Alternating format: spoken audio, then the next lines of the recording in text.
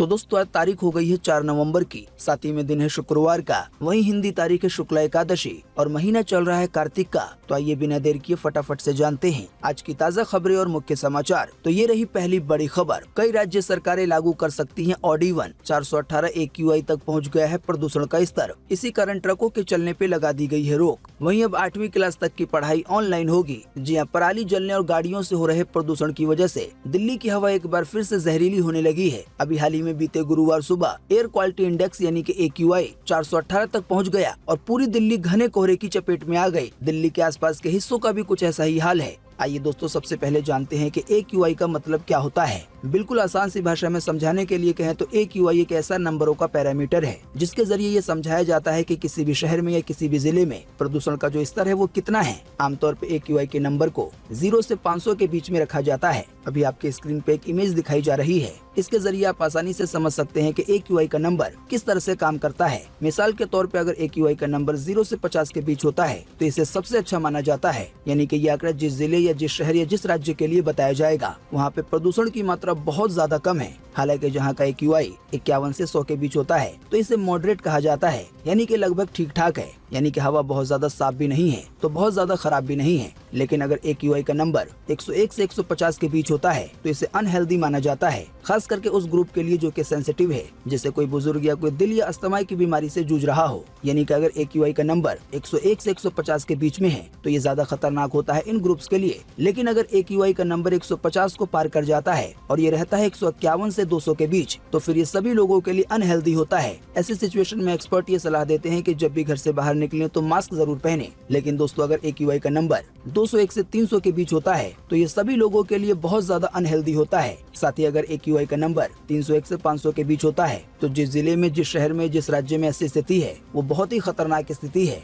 या यूं भी कह सकते हैं कि वहाँ का वातावरण सांस लेने के लायक भी नहीं है। दोस्तों जैसा कि आपने जाना कि AQI हवा की क्वालिटी को मापने का एक पैमाना है जो 200 तक तो सामान्य माना जाता है, पर AQI नंबर 400 के ऊपर होने से ये बेहद ही गंभीर कैटेगरी में पहुंच जाता है। बीते गुरुवार को दिल्ली के अक्सर हिस्सों में एयर क्वालिटी इंडेक्स यानी कि AQI नंबर 400 से ऊपर रहा। बताया गया है लंबे समय तक इस तरह की प्रदूषित हवा में सांस लेने से अस्थमा जैसी बीमारियों के होने का खतरा बढ़ जाता है। साथ ही बताया गया है AQI नंबर 400 से ज्यादा होने पर ऐसी हवा में सांस लेना मानो 33 सिगरेट पीने के बराबर है। बताया जाता है एक सिगरेट जीवन के 11 मिनट हमसे छीन लेती है। इस बारे में डॉक्टर त्यागी बताते हैं कि प्रदूषण से बचाव के लिए मास्क लगाना काफी कारगर साबित हो सकता है। उन्होंने कहा है कि अगर मल्टीलेयर गीले कपड़े का मास्क लगाया जाए, यानी कि कपड़े के कई परतों का मास्क, तो प्रदूषण से काफी हद तक खुद को सुरक्षित रखा जा सकता है। जाहिर बात है प्रदूषण का स्तर बेहद ही गंभीर कैटेगरी में पहुँचने के बाद दिल्ली और NCR में CNG से चलने वाले और इलेक्ट्रिक गाड़ियों को छोड़कर बाकी सभी ट्रकों की एंट्री बैन कर दी है। यानी कि देश की राजधानी दिल्ली और NCR में ट्रकों के चलने पे रोक लगा दी गई है। हालांकि जो ट्रक रोजमर्रा की जरूरी चीजें लाते हैं उनको इन नियम में छूट दी गई है। साथ ही जानकारी के मुताबिक दिल्ली NCR में बढ़ते प्रदूषण के कारण नोएडा प्रशासन ने फैसला किया है कि शुक्रवार से यानी कि आज से कक्षा 1 से लेकर 8वीं तक के बच्चों की क्लासेस ऑनलाइन होंगी। एक और जानकारी के तहत बताया गया है कि कई स्कूलों को बंद करने का भी फैसला लिया जा सकता है। साथ ही एक और जानकारी के मुताबिक दिल्ली में बढ़ते प्रदूषण को लेकर वायु गुणवत्ता प्रबंधन आयोग यानी कि CAQM ने राज्य सरकारों को ये सुझाव दिया है कि वो ऑड इवन को लागू कर प्रदूषण के स्तर को कम कर सकते हैं। तो आने वाले दिनों में देश के कई हिस्सों में ऑड इवन का नियम लागू हो सकता है, यानी कि एक दिन ऑड नंबर की गाड़ी चलेगी तो एक दिन इवन नंबर की। साथ ही एक और जानकारी दी गई है जिसमें ये बताया गया है कि राज्य सरकारें प्राइवेट और सरकारी दफ्तरों में भी वर्क फ्रॉम होम का फैसला ले सकती हैं, यानी कि नौकरी करने वालों को घर से ही काम करना पड़ेगा। देखिए अगली खबर। महंगाई को लेकर जारी की गई नई रिपोर्ट। बीते कुछ सालों में कई चीजों के दाम हो गए हैं लगभग दोगुना। जी हाँ, साल था 2018 और महीना था नवंबर का, यानी कि अभी से लगभग 4 साल पहले की बात हो रही है। तब 1 लीटर सोयाबीन तेल 99 रुपए में मिलता था। हालांकि अभी इसके लिए 165 रुपए चुकाने पड़ते हैं, यानी बीते 4 सालों में इसकी कीमत 66% से ज्यादा बढ़ चुकी है। इसी तरह से 4 साल पहले 1 किलो तुअर की दाल 83 रुपए में मिल जाती थी, पर अभी इसके लिए 118 रुपए चुकाने पड़ते हैं। वहीं उस समय 1 लीटर पेट्रोल के लिए 79 रुपए देने पड़ते थे। हालांकि अभी उसकी जगह करीब 97 रुपए देने पड़ रहे हैं, यानी पेट्रोल के प्रति लीटर पे 18 रुपए ज्यादा। साथ ही आंकड़ों पे नजर डाले तो रिटेल महंगाई 4 साल में करीब 2 गुना हो चुकी है। बताया गया है साल 2017 से 18 में रिटेल महंगाई दर 3.3% थी, जो अभी फिलहाल 7% के करीब है। आपको बता दें बीते 9 महीनों से महंगाई दर RBI के अंदाजे के 2 से 6% के दायरे से बाहर बनी हुई है। इसी कारण अभी हाल ही में बीते रोज RBI ने एडिशनल मॉनेटरी पॉलिसी मीटिंग की। इस मीटिंग में RBI ने सरकार को भेजी जाने वाली रिपोर्ट पे चर्चा की और एक ड्राफ्ट तैयार किया। जाहिर बात है ऐसा इसलिए किया जा रहा है ताकि महंगाई को काबू में लाया जा सके। अब महंगाई के कुछ आंकड़े देखें अपनी स्क्रीन पर, जैसे कि यहाँ पे आटे की कीमत के बारे में बताया गया है। 1 नवंबर 2018 को 1 किलो आटे की कीमत 27 रुपए थी। हालांकि अभी इसकी कीमत लगभग 30 रुपए के करीब है। हालांकि चावल के दाम को लेकर जो जानकारी दी गई है उसमें बताया गया है कि 1 नवंबर 2018 को 1 किलो चावल की कीमत 35 रुपए के करीब थी। हालांकि अभी ये 33 रुपए है, यानी कि चावल के दाम घटे हैं। दोस्तों दूध के दाम में भी भयंकर बढ़ोतरी देखने को मिली है। बताया गया है 1 नवंबर 2018 को 1 लीटर दूध की कीमत 42 रुपए थी। हालांकि अभी नवंबर 2022 में 1 लीटर दूध की कीमत करीब 52 रुपए है। बाकी और चीजों के दाम आप खुद भी देख सकते हैं। घरेलू गैस सिलेंडर के दाम को लेकर भी बताया गया है कि 1 नवंबर 2022 को 14 किलो 200 ग्राम वाले घरेलू गैस सिलेंडर की कीमत 939 रुपए थी। हालांकि अभी नवंबर 2022 में इसकी कीमत 1053 रुपए है। दोस्तों साथ ही आपको बता दें, बीते 4 सालों में महंगाई बढ़ने के दौरान एक और चौंकाने वाला खुलासा हुआ है। जैसा कि आप इस इमेज के जरिए देख सकते हैं अपनी स्क्रीन पर, भास्कर की तरफ से ये जानकारी दी गई है और बताया गया है कि साल 2017-18 में आम आदमी की सालाना आय 1,14,958 रुपए के करीब थी। हालांकि अभी ये 2021 और 22 में 91,481 हो गया है। यानी कि एक तरफ तो महंगाई खूब तेजी से बढ़ी है, लेकिन वहीं दूसरी ओर कई लोगों की सालाना कमाई बढ़ने के बजाय घट गई है। जाहिर बात है इस वजह से भी महंगाई काफी ज्यादा महसूस हो रही है। दोस्तों अगली खबर के बारे में बताने से पहले आपके लिए एक बड़ा सर्वे और एक बड़ा सवाल इसी खबर से जुड़ा हुआ। दोस्तों आपको इसी वीडियो के नीचे कमेंट बॉक्स में कमेंट करके बताना है कि बीते 4 या 5 सालों में सबसे ज्यादा कौन सी चीज महंगी हुई है, और क्या आपको भी लगता है कि लोगों की कमाई पहले के मुकाबले कम हो गई है। इन दोनों ही बात पे आपकी पर्सनल राय क्या है? वीडियो को पूरा देखने के बाद नीचे कमेंट बॉक्स में अपना जवाब जरूर लिखें। आपके दिए गए जवाब से काफी कुछ पता चलेगा। देखिए अगली खबर, मूवी अवतार द वे ऑफ वाटर का ट्रेलर हुआ रिलीज। फिल्म में फिर देखी पेंडोरा की सुंदर दुनिया। आने वाले 16 दिसंबर को कई भाषाओं में रिलीज होगी। जी हां, साल 2009 में आई जेम्स कैमरून की फिल्म अवतार ने पूरी दुनिया में धूम मचाई थी। जानकारी के मुताबिक अब इसी मूवी का दूसरा पार्ट अवतार द वे ऑफ वाटर पूरे 13 साल के बाद आने वाले दिसंबर के महीने में रिलीज होने वाली है। फिल्म बनाने वालों ने यानी कि मेकर्स ने इस मूवी का ट्रेलर रिलीज कर दिया है। ट्रेलर को देखने के बाद ऐसा लगता है कि जेम्स कैमरून दर्शकों को पेंडोरा की शानदार लेकिन एक्शन से भरपूर दुनिया में वापस ले जाने के लिए तैयार हैं। बताया गया है अवतार मूवी के इस पार्ट 2 में सुली परिवार की वो कहानी दिखाई जाएगी जहां वो एक दूसरे को सुरक्षित रखने के लिए कितनी लड़ाई लड़ते हैं और किस हद तक जाते हैं। बताया गया है फिल्म का VFX और अंडर वाटर सीन भी काफी जबरदस्त है। तो अवतार मूवी का ये सीक्वल आने वाले 16 दिसंबर को सिनेमा घरों में रिलीज होगी। बताया गया है ये मूवी इंग्लिश के अलावा हिंदी, तमिल, तेलुगु साथ ही में मलयालम भाषा में दिखाई जाएगी। बाकी आप यूट्यूब पे तो इसका ट्रेलर देख ही सकते हैं। आइए अब हम देखें अगली खबर। 5 साल के बेटे ने प्रेमी के साथ देख लिया था, हवस में अंधी मां ने उसे ही मार डाला। जी हां, श्री गंगानगर के पास पदमपुर में बीते 30 अक्टूबर को 5 साल के मासूम तुषार की हत्या का खुलासा हो गया है। ताज़ा जानकारी के मुताबिक उसे मारने वाली पड़ोसी महिला नहीं बल्कि मरने वाले बच्चे की अपनी सगी मां सुमन है। बताया गया है मां ने ही अपने गैर संबंधों को बचाए रखने के लिए प्रेमी के साथ मिलकर तुषार की हत्या की थी। बताया गया है 5 साल के तुषार ने मां को गैर संबंधों को लेकर पिता से शिकायत करने की बात कही थी। इसी की वजह से मां ने अपने प्रेमी के साथ मिलकर बच्चे की ही हत्या कर दी। बताया गया है पुलिस ने तुषार की मां,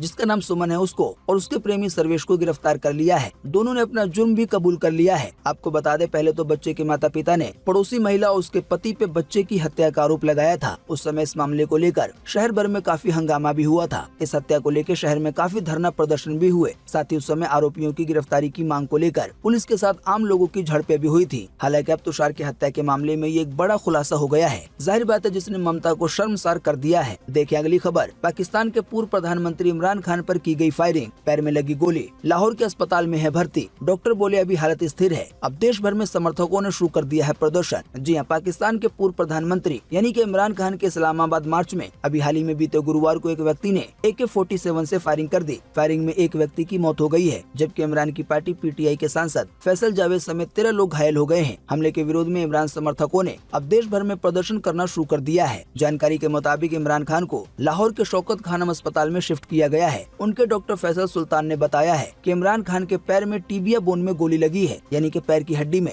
ऑपरेशन करके इसे निकाला जाएगा। फिलहाल इमरान खान की हालत स्थिर है। बताया गया जिस समय आरोपी ने फायरिंग की तो थोड़ी देर के बाद ही उसे पकड़ लिया गया। आरोपी ने पुलिस कस्टडी में कहा है कि मैंने ये काम यानी कि इमरान खान पे फायरिंग करने का काम इसलिए किया है क्योंकि इमरान लोगों को गुमराह कर रहा है। मुझसे ये चीज देखी नहीं गई और मैंने उसको जान से मारने की कोशिश की। साथ ही आरोपी ने ये भी कहा कि मैं उसे इसलिए मारना चाहता था क्योंकि एक तरफ अजान होती रहती थी और दूसरी तरफ इमरान खान डीजे लगाकर शोर करता रहता था। ये मेरे जमीर को गवारा नहीं था। पुलिस की पूछताछ में आरोपी ने ये भी कहा कि मैंने ये फैसला अचानक किया, इसके लिए पहले से कोई प्लानिंग नहीं थी। हालांकि दोस्तों वहीं दूसरी ओर पीटीआई के सेक्रेटरी जनरल असद उमर ने बीते गुरुवार को दावा किया है कि पार्टी अध्यक्ष इमरान खान को संदेह है कि उनकी हत्या के कोशिश के पीछे वर्तमान के प्रधानमंत्री शहबाज शरीफ और गृह मंत्री राणा सनाउल्लाह और एक सीनियर मिलिट्री ऑफिसर अधिकारी का हाथ है। देखिए अगली खबर। T20 वर्ल्ड कप के सेमीफाइनल के रेस में लौटा पाकिस्तान। 2 कंडीशन पूरी होंगी तो अंतिम 4 में पहुंच जाएगा पाकिस्तान, यानी कि जा सकता है सेमीफाइनल में। जी हाँ, T20 वर्ल्ड कप में चौंकाने वाले नतीजों का दौर जारी है। ताजा मामला Pakistan versus south Africa match का है। भारत को हराने के बाद साउथ अफ्रीका की टीम जोरदार फॉर्म में नजर आ रही थी। वहीं भारत और जिम्बाब्वे से हारकर पाकिस्तान के हौसले भी पस्त थे। नीदरलैंड पे जीत के बावजूद पाकिस्तान को सीरियसली नहीं लिया जा रहा था, लेकिन अभी हाल ही में बीते गुरुवार को पाकिस्तान ने साउथ अफ्रीका को हरा दिया। अब पाकिस्तान के एक बार फिर से जीतने के साथ ही ग्रुप 2 के कई समीकरण बदल गए हैं। बताया गया उम्मीद खोने के बाद पाकिस्तान के लिए फिर से एक छोटी सी उम्मीद जगी है, जिस वजह से वो T20 वर्ल्ड कप के सेमीफाइनल में जा सकता है। बताया गया साउथ अफ्रीका पे जीत के साथ ही पाकिस्तान की टीम तीसरे स्थान पे आ गई है। हालांकि सेमीफाइनल में पहुंचने को उसके रास्ते कम ही सही, लेकिन अब भी खुले हुए हैं। बताया गया पाकिस्तान का सेमीफाइनल में पहुंचने का समीकरण बिल्कुल साफ है। पाक टीम को अब एक जीत और एक चमत्कार की जरूरत है। आपको बता दें पाकिस्तान का अगला मुकाबला आने वाले 6 नवंबर को बांग्लादेश से है। पाकिस्तान की टीम अगर ये मैच जीत लेती है तो उसके 6 पॉइंट्स हो जाएंगे। ये तो बात रही उस जीत की जो पाकिस्तान को अब भी चाहिए। अब उस चमत्कार की बात कर लेते हैं जो कि पाकिस्तान के हाथ में नहीं है। बताया गया ये चमत्कार 2 में से किसी भी एक मैच में हुआ तो बाबर आजम की टीम सेमीफाइनल में पहुंच जाएगी। असल में जल्दी 2 मैच होने वाले हैं। पहला मैच होगा साउथ अफ्रीका और नीदरलैंड के बीच, वहीं दूसरा मैच होगा भारत और जिम्बाब्वे के बीच। बताया गया है साउथ अफ्रीका अगर नीदरलैंड से हार जाती है या भारत जिम्बाब्वे से हार जाता है, यानी कि इन दोनों में से अगर कोई भी एक कंडीशन बन जाती है तो फिर पाकिस्तानी टीम सेमीफाइनल में पहुंच जाएगी। लेकिन इसी के साथ जैसा कि हमने आपको बताया, आने वाले 6 नवंबर को जो बांग्लादेश के साथ पाकिस्तान का मैच होना है उसमें पाकिस्तान को जीतना होगा।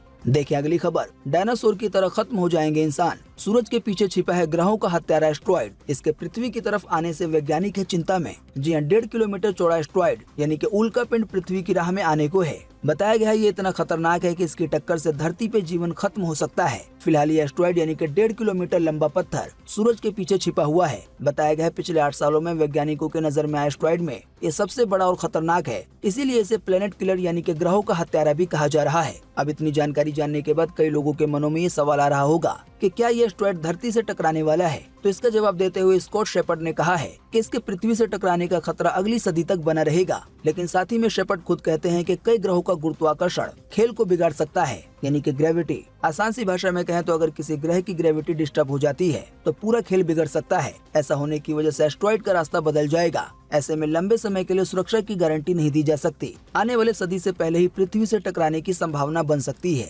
साथ ही दोस्तों मन में एक और सवाल आता है कि अगर थोड़ी देर के लिए ये मान लिया जाए कि अगर ये 1.5 किलोमीटर का एस्ट्रॉइड पृथ्वी से टकरा जाएगा तो क्या होगा। तो इसका जवाब देते हुए अंतरिक्ष विज्ञानी स्कॉट शेपर्ड कहते हैं अगर इस एस्ट्रॉइड की धरती से टक्कर हुई तो इसके विनाशकारी नतीजे होंगे। इसके बारे में शेपर्ड बताते हैं कि एस्ट्रॉइड के टक्कर से इतनी ज्यादा धूल उड़ेगी कि धरती पे सूरज की रोशनी नहीं पहुंचेगी। धीरे धीरे पृथ्वी इतनी ठंडी हो जाएगी कि जीवन बचाना ही मुश्किल हो जाएगा। अगर दोस्तों आपके मन में ये सवाल आ रहा है कि क्या एस्ट्रॉइड को धरती से टकराने से रोका जा सकता है, तो इसका जवाब हम अनुमान के मुताबिक हाँ मान सकते हैं। बताया गया है अगर हम किसी एस्ट्रॉइड का पता पहले से लगा लें तो हमें इससे बचने के लिए थोड़ा समय मिल सकता है। इस तरह के एस्ट्रॉइड से बचने के लिए कोई अंतरिक्ष यान इसकी तरफ भेजा जा सकता है जो इससे टकरा के इसे अंतरिक्ष में ही खत्म कर दे या उसका रास्ता बदल दे। साथ ही बताया गया है अगर समय कम हो तो कोई बम भी इस एस्ट्रॉइड पे फेंका जा सकता है। दोस्तों अगर आप हमारे मुख्य समाचार रोजाना देखते होंगे तो आपको पता होगा कि बीते सितंबर 2022 के आखिरी में नासा ने प्रयोग के तौर पे एक एस्ट्रॉइड को अपने यान डार्ट यानी कि डबल एस्ट्रॉइड रीडायरेक्शन टेस्ट से टक्कर मारी थी। इस टक्कर को प्लेनेटरी डिफेंस टेस्ट का नाम दिया गया था। असल में इस टक्कर के जरिए वैज्ञानिक ये परखना चाहते थे कि भविष्य में धरती के लिए खतरा बनने वाले एस्ट्रॉइड का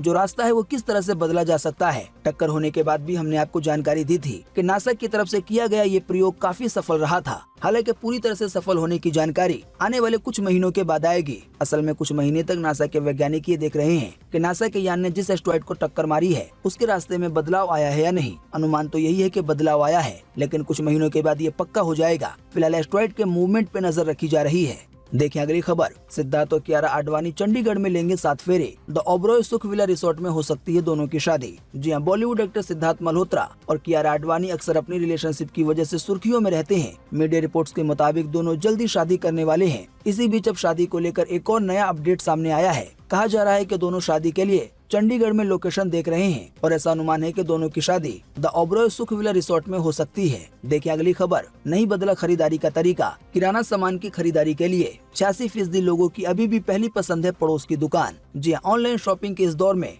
जब किराना सामान खरीदने की बात होती है तो जानकारी के मुताबिक 86% लोग अपने पड़ोसी दुकानदार को ही तरजीह देते हैं। बताया गया है केवल 2% लोग किराना खरीदने के लिए ऐप का उपयोग करते हैं। जानकारी के मुताबिक रिसर्च एजेंसी एक्सिस माई इंडिया के ताज़ा कंज्यूमर सेंटीमेंट सर्वे में ये जानकारी सामने आई है। सर्वे के मुताबिक ऑनलाइन किराना खरीदने के लिए 17% ग्राहक अमेजन का इस्तेमाल करते हैं, जबकि 15% ग्राहक फ्लिपकार्ट का इस्तेमाल करते हैं। वहीं 8% ग्राहक जियो मार्ट का इस्तेमाल करते हैं। देखिए अगली खबर, केजरीवाल के रोड शो में हुई मारपीट। मुर्दाबाद के नारे लगे तो आप वर्कर्स ने लोगों को पीटा। दिल्ली सीएम ने बीच में ही छोड़ा भाषण। जी हाँ, हिमाचल विधानसभा चुनाव में आम आदमी पार्टी की रैली में हंगामा हो गया। अभी हाल ही में बीते गुरुवार को हिमाचल प्रदेश के सोलन में रोड शो कर रहे दिल्ली के मुख्यमंत्री अरविंद केजरीवाल के सामने लोग मुर्दाबाद के नारे लगाने लगे। इस पर आप कार्यकर्ता नारे लगाने वालों से भिड़ गए। दोनों ओर से जम के लात घूंसे चले। स्थिति ये बनी कि केजरीवाल को बीच में ही भाषण छोड़ के लौटना पड़ा। आपको बता दें, हिमाचल प्रदेश में हो रहे विधानसभा चुनाव में आम आदमी पार्टी सभी 68 सीटों पे चुनाव लड़ रही है। चुनाव प्रचार में बीते गुरुवार को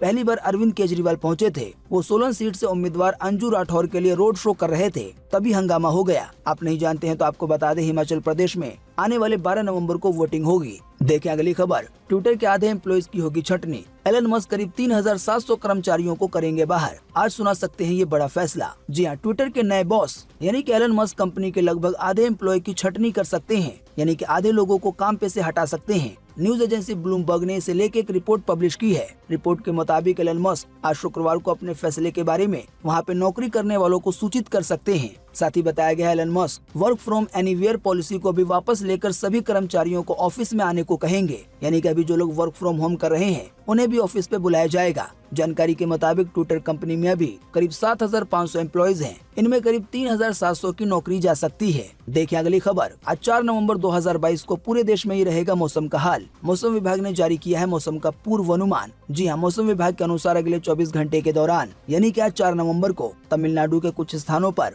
हल्की से मध्यम बारिश की संभावना है। इसके अलावा तटीय आंध्र प्रदेश में, केरल में, दक्षिण आंतरिक कर्नाटक के भी कुछ हिस्सों में हल्की से मध्यम बारिश की संभावना है। इसके अलावा भी अंडमान निकोबार द्वीप समूह में, लक्षद्वीप में, साथ ही तटीय कर्नाटक में और रॉयल सीमा में भी आज हल्की बारिश हो सकती है। इसके अलावा भी सिक्किम में, असम में, मेघालय में, साथ ही में अरुणाचल प्रदेश में भी छिटपुट यानी कि हल्की से कम बारिश हो सकती है। दोस्तों, अभी हमने आपको जिन भी शहरों, जिन भी राज्यों के नाम बताए हैं, उन सभी को छोड़कर पूरे देश में मौसम सूखा बने रहने की संभावना है। तो दोस्तों, आज 4 नवंबर 2022 के यही मुख्य समाचार और बड़ी खबरें थी। उम्मीद करते हैं इससे आपको काफी कुछ जानकारी मिली होगी। हम बस इसके बदले में आपसे इतना ही चाहते हैं कि आप इस वीडियो को लाइक कर दें और शेयर कर दें, क्योंकि आपका लाइक और शेयर करना ही होता है हमारी मेहनत का फल। वीडियो देखने के लिए आपका बहुत बहुत धन्यवाद। Thanks for watching.